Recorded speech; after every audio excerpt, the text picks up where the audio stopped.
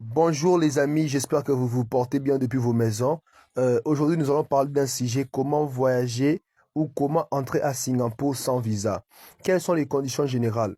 Si vous êtes ressortissant d'un pays africain exonéré des visas pour Singapour, vous devez premièrement savoir que vous devez avoir un, votre passeport valide, souvent au moins 6 mois de validité recommandée. 2, avoir un billet de retour ou de continuation vers une autre destination.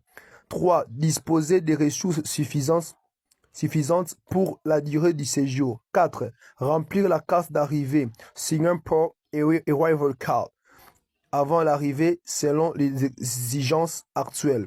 5, respecter les formalités de vaccination ou santé si exigées. Par exemple, vaccin certificat selon pays de provenance. Pays africains exemptés de visa pour Singapour en 2025. Quels sont ces pays-là?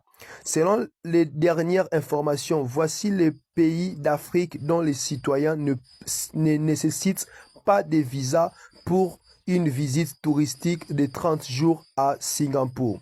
Le premier pays, il s'agit bien de l'Angola, le Bénin, le Botswana, le Burkina Faso, Burundi, Cameroun, Cap-Vert, République centrafricaine, Tchad, Comores, République démocratique du Congo, Djibouti, Guinée équatoriale, Érythrée, Éthiopie, Gabon, Niger, Rwanda, Sao Tomé et Principe, Sénégal, Seychelles, Sierra Leone, Afrique du Sud et Swatini, anciennement appelé Swaziland.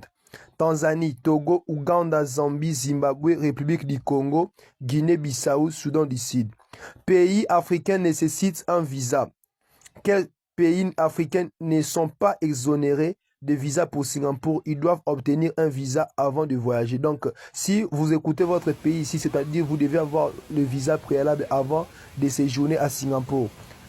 Il s'agit bien de l'Algérie, l'Égypte, le Nigeria, la Somalie, le Soudan, la Tunisie.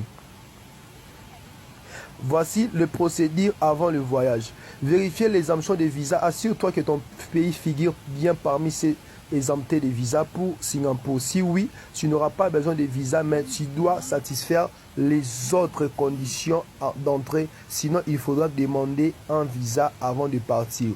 La deuxième des choses à savoir, votre passeport doit être valide, doit avoir une validité d'au moins 6 mois après la date d'entrée à Singapour, où cela peut être exigé à certains points d'entrée. Avoir des pages vierges pour les tampons d'immigration, c'est toujours une bonne idée. 3. Vous devez avoir CG Arrival Card, carte d'arrivée électronique plus déclaration de santé. Tous les voyageurs, y compris ceux dont le pays est sans visa, doivent remplir la CG Arrival Card, SGAC, avant d'arriver à Singapour, sauf certaines exemptions. On la soumet en ligne via le site ou l'application MyICA Mobile. On doit la soumettre dans les 3 jours avant l'arrivée, y compris les jours d'arrivée. Elle inclut une déclaration de santé électronique. 4. Preuve de voyage et hébergement. Préparer un billet d'avion aller-retour ou de continuation. Montrer que tu vas quitter Singapour. Une réservation d'hôtel ou adresse de logement à Singapour ou un hôte si applicable. Ressources financières. Être prêt à montrer que tu as assez d'argent pour les séjours. Argent liquide, carte bancaire, preuve de fonds si demandé. À l'arrivée à Singapour, première des choses à savoir, vous serez contrôlé à l'immigration. Lorsque vous serez contrôlé à l'immigration, présentez votre passeport valide.